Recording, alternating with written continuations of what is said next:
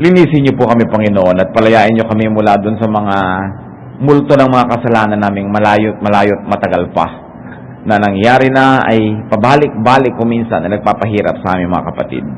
Linisin niyo po kami, ipakita niyo sa amin na aming mga pagkakamali, at kami ay makahingi ng tawad sa inyo, at kami naman, Panginoon, tumanggap ng kapayapaan, katahimikan ng loob, and may you restore us. We ask you, Father, to please bless us right now.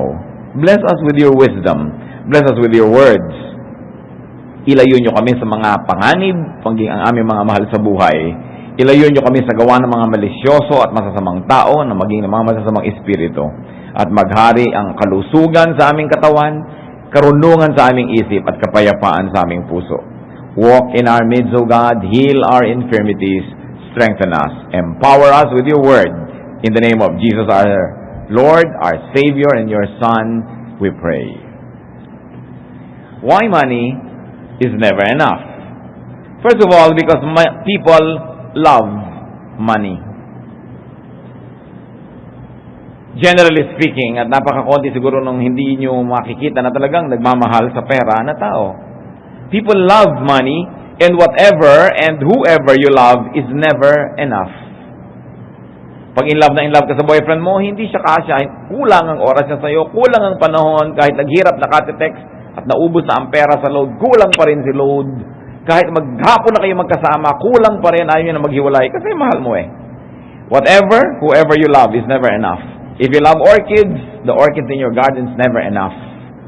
If you love clothes, it's never enough. Kaya sinasabi ng kata, I can never have enough of you. At ang pag-ibig, sabi ni Jose Corazon de Jesus, ay sakim. At aayaw ng kakabiyak, o wala na kahit ano, o ibigay mo ng lahat. Anong sinasabi ng magandang bagong balita Biblia tungkol sa topic na ito?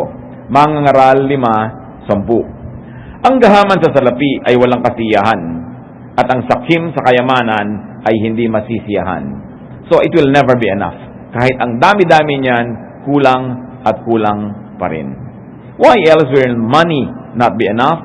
Because money attracts spenders. And of course, more money attracts more spenders. Napapansin nyo ba na nang wala pa kayong pera, konti lang ang gumagastos ng pera nyo.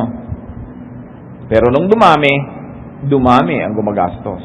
Dumami ang mga stockholders. No? Nung dati wala kayong trabaho, wala namang lumalapit sa inyo para manghingi. Nung nagkatrabaho kayo, may konting humihingi. Nung nag-abroad ang asawa nyo, dumami ang inyong kamag-anak. Dumami ang kaibigan, dumami ang nagpapaanak sa kasal, dumami ang mga letter na natatanggap nyo na humihingi ng mga donasyon, iba't ibang mga grupo. Kasi pag nagkakaroon ng dagdag na pera, may sumasaling dagdag na makikigastos. Mangangaral 5:11, habang lumalaki ang kayamanan, dumarami ang pangangailangan. So, noong araw, nakatira ka lang sa isang maliit na apartment dyan sa gitna ng city, tama na sa yung pamasahe mo. Pero nung nagkapera-pera, inambisyon naman siyempre magkaroon ng bahay sa suburbs. So, bahay naman kasi ang layo-layo, so kailangan mo ngayon ng kotse.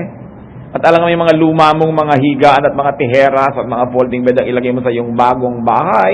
So, bibili ka ngayon ng mga bagong kama na kailangan ng bagong cover, na kailangan ng bagong unan, at etc. Hindi na mauubusan ng dahilan para gumastos.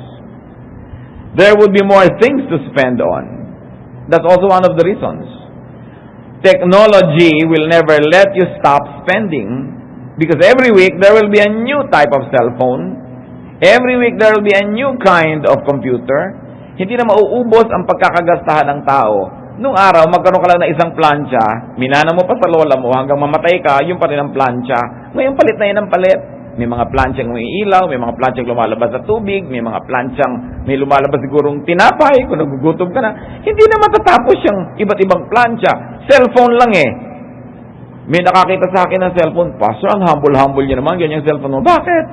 Kasi hindi ko na kayo nakita nagpapalit. Yung maandar pa naman, ba't ko naman ito papalitan? Kasi yung mga tao, palit ng palit, alam mo, may bago.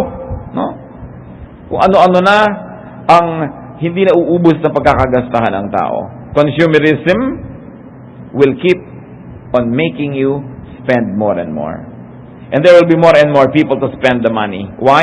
Because success, like wealth, has many relatives. Siyempre, pag matagumpay ka na, marami nang tinulungan kita noon. Inalagaan kita, kahit isang araw ka lang naalagaan nung araw, parang siya rin nagpalaki sa'yo. Dahil isa ka na ngayon abogada, isa ka ng superstar, so maraming gusto makihati sa iyong mga kinikita. Money is never enough because wants are insatiable. Wants can never be fully satisfied. Needs can be met, but wants can never be satisfied. Hindi nauubos yung wants. Yung need, kailangan mo ng damit para hindi ka ginawin, para hindi ka tamaan ng araw, para hindi ka hubot-hubad na naglalakad sa mundong ibabaw. Pero pag na-meet na yung want na yon, needs na ang kasunod, kailangan color coordinated na yan, kailangan ganito na yan, kailangan hahaba ang kwento. Hindi na siya matatapos. Lucas 12:15, ang sinabi niya sa kanilang lahat, sabi ng Panginoong Jesus, mag-ingat kayo sa lahat ng uri ng kasakiman, sapagkat ang buhay ng tao ay wala sa dami ng kanyang kayamanan. Siyempre, kabaligtaran ang iniisip ng marami, kaya nga ito itinuro ng Panginoong Jesus. Akala ng marami, mas mapera, mas mabuti, mas maraming bagay, mas mabuti. Mas maraming sapatos, mas maraming kotse, mas maraming bahay, mas mabuti. Pero sabi niya, huwag kayong papaninlang sa ganyan. Hindi kayo nasusukat ng langit, at hindi rin kayo dapat sukatin ng tao sa dami ng inyong ari-arian.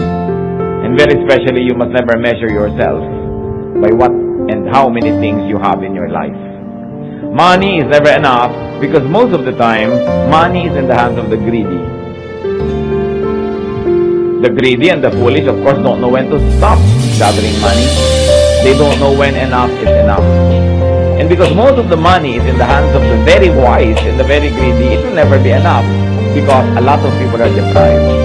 Merong unequal distribution of wealth because so much wealth is in the hands of so few. Nabasa ko sa periodiko nung nakarang linggo, ang itinatapon daw na pagkain sa Amerika, sa Britain, at sa ibang mga country sa Europe, maging sa Japan, ay billion dollars ang halaga habang nagkakagutom ang tao. Nagkaroon ng mga pag-aaral ng mga basurahan sa tinatawag nating developed countries, yung tinatawag nilang first world. Halos kalahati ng mga basurang nakatapon doon hindi pa nabuksan. Mga hindi nabuksan delata, hindi nabuksan yogurt, hindi nabuksan kung ano-ano, natatapon. Kasi may mga pera sila, na-afford nila yan. In fact, there are many developed countries na para lang pababain halimbawa o kaya pataasin ang presyo ng kamatis, sisirain nila yung toneladan dami ng kamatis para huwag pumasok sa market at huwag bumagsak ang presyo. Nagtatapon sila ng alak, ng gatas, kung saan-saan, para lang price manipulation and price control. Hindi naman dapat nagugutom ang maraming tao. Kaya lang hawak ng iilan yung napakaraming resources ng planeta. Mangangaral 4-8 tungkol sa isang taong hindi marunong. May isang taong walang tigil sa pagtatrabaho. Wala siyang kasiyahan. Hindi niya itinatanong sa sarili kung kanino mauuwi ang kanyang pinagpapaguran. Isang uri din daw ito ng kahangalan. Trabaho ka ng trabaho, wala ka nang na-enjoy sa buhay, nagasgas ka na, you squander your health and your youth just to make money, and then later on, when you're very old, you have to squander all the wealth you made just to be healthy again. Kasi hindi marunong tumigil. There is an even distribution of wealth. So, this money in the hands of people who are not wise will make it skirt in circulation. Nagmumukha tuloy konti. Money is never enough because of so much demand for it. Everybody wants money. And everybody wants tons of money. You know the law of supply and demand, no? So, nagiging mahal yung hinahabol ng marami.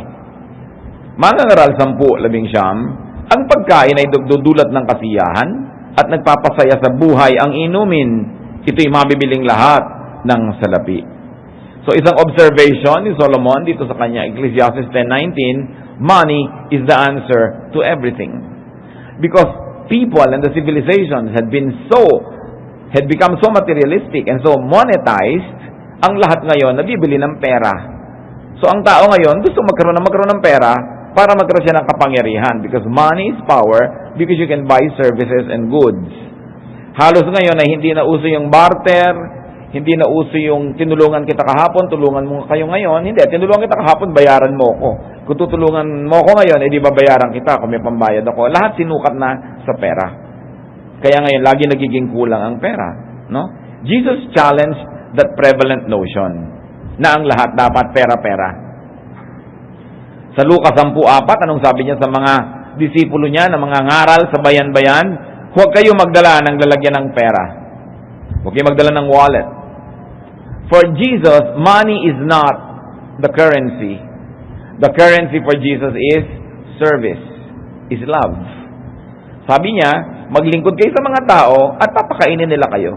Patitirahin nila kayo sa kanilang mga tahanan, kanilang iintindihin ang inyong mga pangangailangan. So sa kanya, walang kailangan pera.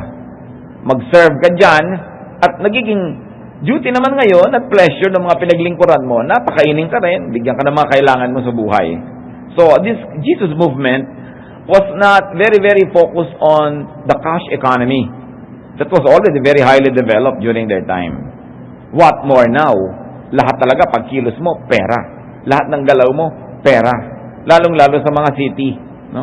Yung mga dating hindi natin ginagastahan mo na. Dati naman, umiinom-inom ka lang ng mga tubig-tubig at burak-burak niya sa gripo. Ngayon, kailangan pang memorial water para sosyal ang iinumin mo. Yung bang, hindi naman ginagastahan ng tao nung araw yan. Gumagasa ba ang tao nun sa load?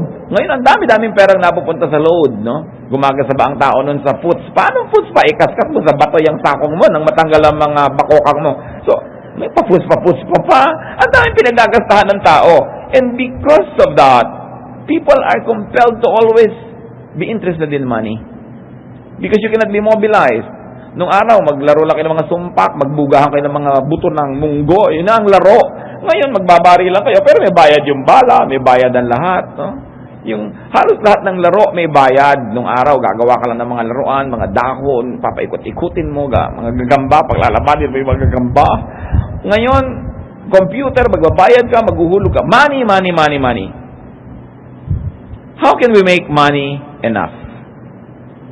It's a very interesting question. The Bible teaches us to make money enough, gather money with honest labor. Pagka malinis ang kalooban, ang pamamaraan ng naghahanap buhay, na paghihimalaan niya ng Diyos na yung pera niya nagkakasya. Pero kung masama ang mga pamamaraan, kung magkagastos din yan, limpak-limpak na gastos, no? Nauubos din, napupunta rin sa wala yung kinita sa masama at sa mali. Kawikaan 13:11, ang kayamanang tinamo sa daya ay madaling nawawala. Ngunit ang kayamanang pinaghirapan ay pinagpapala. So honest labor. Huwag yung laging gusto natin magkapera na pagod ng iba. Naghahanap ka kung sinong mabablockmail, naghahanap ka kung sinong mananakawan, naghahanap ka kung sinong maba 1, 2, 3, yung ang tagal-tagal nilang inipon, bigla-bigla ang nanakawin. Ang daming ganun na, yung mga OFWs, ang tagal nag-ipon, tapos biglang nanakawa lang sila ng kung sino, ang tagal nilang pinaghirapan. Tapos mamaya mo, yung nagnakaw din, wala na rin naman yung pera niya. Yung mga scam, ang dami-daming pinaghirapan ng taong pera, na-scam sila, nadadaya sila. Pero yung nandaya, ang ending din naman, wala rin eh. Sandali lang nabubuhay, one day millionaire, tapos mga pobre din uli. Kasi hindi pinagpapala ang ganong pera. You want your money to be enough? Gather it in an honest way. And then, multiply money. Also in an honest way. Through honest labor. Mateo 25:16, kumilos agad ang tumanggap ng 5,000 salaping ginto at ipinangalakal iyon. Kumita siya ng 5,000 salaping ginto. Ito ay kwento ng Panginoon na siya yung representative ng God, yung hari, nagbigay siya ng mga puhunan kung kani-kanino, at yung mga taong kinaluguran ng Diyos, yung bigyan ng puhunan na parami niya, through enterprise, through merchandising, nangalakal, nagnegosyo, tumubo. Hindi masama yun. Huwag lang profiteering na sobra na yung tubo mo. Tumubo. At ikinalugod yun ng Diyos. How else we make money enough? Conserve money. Tipirin. Do not spend it too much. Refuse to spend more as your income increases. Refuse to spend more than your income. Dalawa yan ang pinag-uusapan natin mga kapatid. Sino ang mag-feeling rich? Siguro hindi mo matatawag na rich. Bihira naman yung sabing rich ako. Pero gusto yung maging feeling rich, habang lumalaki ang iyong income, huwag yung sabayan ang paglaki ng gastos. Magkakaroon kayo surplus. You will feel rich. Na increasean ang sweldo mo ng so and so amount Huwag ka agad lumipat sa isang apartment na mas mahal. Stay where you are. Same expense, more income, you will feel rich. And you will have a surplus. Nagkaroon ka ng asawang nagtrabaho abroad, ililipat mo agad ang anak mo sa pinaka-exclusive school, no? Ang mamahal. Hindi ka magiging feeling rich noon. Kasi lagi ka nag-aalala, kasi gahol na gahol, ubos na ubos. Hindi kasi dapat hinahabol ng gastos yung income. At ang tendency na iba, wow, lumaki na income natin, lalakihan na natin ating gastos. Kaya yun ang lagi kang maghahabol. Huwag sabayan, at lalong-lalo naman, huwag lampasan ng gastos ang income. At related yung number 4 natin na how to make money enough. Do not make money follow your wants. Huwag pasunurin ang pera sa mga luho at kapritsyo mo. It is important for us to control and curb our wants. Moderate greed, and you will have enough money. Moderate greed, and you will feel like you have enough money. Sa unang Timoteo 6, 8 hanggang 9, kaya nga dapat na tayong masyahan kung tayo may kinakain at isinusuot. Ang mga nagnanasang yumaman ay nahuhulog sa tukso at nasisilo sa bitag ng masasamang hangaring magtutulak sa kanila sa kamatayan at kapahamakan. One great way, brothers and sisters, to have enough money, to make money enough, is to spend less than you earn. Napakasimple nun. Spend less than you earn. Huwag sabayan, lalo namang huwag unahan ang income. Several notches lower is great. No? Sabi sa unang Timoteo 6, kung sa bagay, malaki nga ang mapapakinabang sa relihiyon kung ang tao ay marunong masyahan. So, nagsha-shopping kayo, mga kapatid. May pag-shopping naman kayo, mabuti. Buy something less than you can afford. You can afford a 5,000 bag. 5,000 peso bag. Ba, pag bumili ka ng 1,000, may 4,000 kang extra. Feeling rich ka nun. Pero kaysa meron kang biniling 5,000 bag, yun lang parang pera mo. Alam mo, okay lang bumili ka ng 5,000 bag kung may 100,000 ka pa natira. Pero pagkatapos, ubus na. Hindi ka nakakain, hindi ka na magme-merienda. Hindi na kayo mag-electric fan sa bahay dahil magtitipid kayo sa kuryente dahil may bag kang tingin 5,000. Ano ka, sira? Ba't mo ubusin yung pera mo sagad na sagad? May pambili ka ng kotse, may budget ka, 1 million. May mabibili ka namang 600. Ibili mo yung 600, may 400 kang extra. Feeling rich. Huwag mo lang ipapamalita sa mga kamag-anak mo. Dahil lulusubin nila yung natipid mo. Diba? Meron ka pambili ng bahay, pwede kayong maghulog ng bahay, hulugan. Meron kayong kinikita ngayon, palagay nyo, 2 taon, 3 taon pa, mahuhulugan nyo to. Ba't nyo sasagarin yung budget nyo sa ang laki-laki? Bibili kayo ng less, meron kayong sobra. Pwede kang bumili ng iPad na tig 18,000, pero binili mo na lang yung tig 4. Meron ka natira na 14,000, ayaw mo nun. Ganon din yung tunog nun. Lalo inaantok ka na, pareho na rin yun. Makakapagbakasyon kayo, abroad pa, laki-laking halaga, pumunta ka sa Bohol, may natipid ka, maganda pa, feeling rich ka. In other words, nagkakaintindihan tayo mga kapatid. Maraming mga tao, kapos, kasi may income sila, hindi natin sabing wala, pero sinasabayan nila, wala natitira. You don't feel rich. Even you live in a big house, you feel miserable because every month you have to pay so much. Even you have a very expensive watch, you feel miserable dahil wala nang natira na pampalakas mo ng loob. Alam nyo, napakalakas magpalakas ng loob, yung perang nandiyan lang sa kahon. Nasa lata ng gatas na sira para hindi halata. Nasa bangko. Ang lakas ng loob mo nun, parang sige, dumating ang mga dilubyo, mga daluyong, may pera ako. Pero yung wala kang kahawak-hawak, ang lakas mo ma-insecure nun. Ni ayaw mo magkasakit, baka magkasakit ako, paano kaya ito? Baka ang asawa ko mamatay, wala. Hindi bago mo naisip na malulungkot ka, sino magbabayad ng bahay, etc., etc. So, huwag mong sagarin. Because there is a budget for every pocket. Yan ang alam na ng maraming namimili. Pwede kang bumili ng sapatos na 18,000, pero meron ding 180. No? Meron din. Ganon din yun. Hindi ka rin matitinik pagkasuot mo yung isa. Pareho rin. Yung mga bumibili na ang mamahal na mga cosmetics, mga makeup, mga panglagay sa mukha, kung marunong kayo magbasa, basahin nyo yung literature nyo, yun din ang laman nun. The same. No? Ang mga laman lang nun, mga mantikang puriko, inaluan makulay-kulay, etc. Yun din yun. Pareho lang. Pag ka pabibili ng mahal, mga brush pa na gusto mo, yung horsehair, ang pambrush ng mukha mo, yung mukha mo pa rin yun, kahit yung kabayo pa ang kumiskus ng makeup dyan, ikaw pa rin yun eh. Bakit mo kalamahalan? Akala ng iba, pag mas mahal, mas maganda. Hindi laging ganun. Alam nyo yung mga ibang products, minamahalan lang para magmukha silang magaling. Kasi pag minurahan, baka tayo mukhang mura, hindi tayo bilhin. Mahalan natin, akala nila talagang expensive yan. Marami ganun, packaging lang. How to have enough money? Make more than you need and spend less than you make. Kailangan pa bang i-memorize yan? Kaya kinakapos, sinasagad. Yun mang electric fan, buksan mo lagi nasa 3, after 2 weeks, sira na yun. Kasi sagad. Ikaw ba patakbuhin ka ng walang tigil, ang bilis, mamatay ka dyan kasi sagad. So bakit ka gagastos ng sagad? Lagi dapat hindi sinasagad.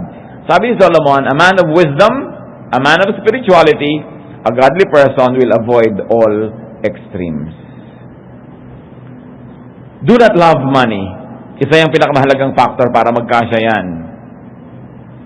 It's okay to like money, but don't love money. Because as we have said, what you love is never enough. Unang Timoteo 6:10, sapagkat ang pag-ibig sa salapi ay ugat ng lahat ng kasamaan. Dahil sa paghahangad na yumaman, may mga taong nalalayo sa pananampalataya at nasa sadlak sa maraming kapighatian. Napapahamak dahil mukhang pera. Do not love money, and money would be enough. Isa pa pong napaka-importante para yung pera na yan magkasya, decrease your demand for money.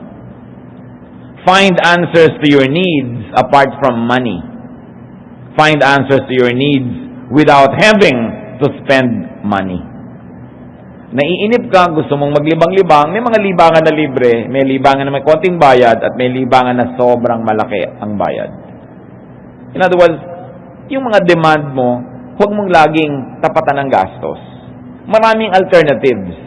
Maraming mga equivalent na pwedeng gawin sa buhay na hindi kailangan ng sobrang daming pera. And do not measure everything with money. Do not measure everything by its monetary value. Kailangan ang pagbavalue natin hindi lang puro tungkol sa pera. Pinapahalagahan natin halimbawa yung ating reputasyon, mahal yan, di ba? Pinapahalagahan natin ating dangal. Pinapahalagahan natin yung ating patotoo, yung ating kagandahang loob.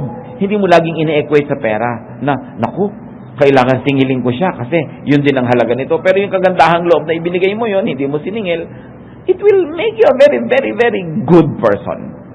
And whoever is good pleases God, and whoever pleases God will of course be enriched by God. Not necessarily by the volume and amount of money that God gives you, but how God would stretch even the little money that you have, that you maximize your enjoyment out of so little. It's not how much you have, but it's how much you make of it. And that is where God's blessing counts so much. Lucas 12:15, at sinabi niya sa kanilang lahat, mag-ingat kayo sa lahat ng uri ng kasakiman, sapagkat ang buhay ng tao ay wala sa dami ng kanyang kayamanan. Huwag tayong magpadala sa mundo, no? Itong si ganon, worth 18 billion, itong si ganito, $3 billion ang worth niya. Hindi ganon ang worth ng tao. Hindi ganon magsukat ang langit. Pati ang mga tao, sinusukat mo, magkano ba yung sweldo niyan? Saan ba siya nakatira? Sa subdivision ba na ganon? Phase 1 ba? O phase 2? O yung nandun sa may dulo? Sinusukat natin ang tao by monetary value. Hindi ganon sumukat ang Diyos. At kung kayo man halimbawa ay umaman at umasenso, siguro once upon a time nakatira din kayo sa isang lungga, sa isang silong. So hindi mo pwedeng lait-laitin at malitin yung mga nakatira doon ngayon. May potential din niya na makawala doon at umasenso in the future. Every person is a promise. Pag nakakakita ako ng mga slums na dinedemolish, pinapaalis sila dyan, mga tao nakatira sa ilalim, mga tulay, naisip ko, ilan ng mga genius dito na naghihintay lang ng panahon para yung kanilang bulaklak ay mamukadkad, humalimuyak ang kanilang bango. Kasi napakarami namang kilala natin, hindi lang sa ating lipunan, maging sa ibang bansa, na super sikat, super talino, super galing, super yaman, pero nanggaling sa wala. So, hindi mo pwedeng ang tao, susukatin mo dahil wala siya. Sabihin mo, wala siya ngayon. Poverty, like wealth, is not permanent. And you can never always gauge people by their economic status of the moment. Dahil ang gulong ng buhay, umuusad dyan, nagpapalit-palit ang lahat. Kaya hindi dapat tayo mukhang pera sa pananaw natin. Mga magulang, alam niyo, mga habang tumatanda ang tao, mas nagmumukha talagang pera. Kasi syempre, nakita mo na ang pera talaga, answer to many things. Naging practical ka na, kailangan mo ng pera para kumain, magpagamot, etc., etc. Pero ang isa sa mga pagkakamali ng magulang ko minsan, pag sinusukat nila yung mga mapapangasawa ng anak nila o yung nagugustuhan, ang sinusukat nila, sino ba yung magulang? May kabuhayan ba sila? May pera ba yan? May kotse ba yung manliligaw mo o wala? You know, because even prominence is not permanent. Kahit binata yan ngayon, may kotse, magaganda sapatos, dahil lang pala yung magulang na nagsikap. Ang suot-suot lang pala niya, galing lahat ng magulang. Pagka siya na pala itong namumuno ng kanyang buhay, burara pala ito at wala pala itong income, maghihirap din. Because, you know, wealth, like poverty, as I have said, has no assurance that it would be there forever. Pag tinitingnan ninyo ang inyong manliligaw o liligawan, tinitingnan nyo yung makakapartner sa buhay o yung mamanugangin ninyo, ang sinusukat dyan, may ambisyon ba ang taong ito? Hindi may pera ba? Kasi maraming may pera, bukas wala eh.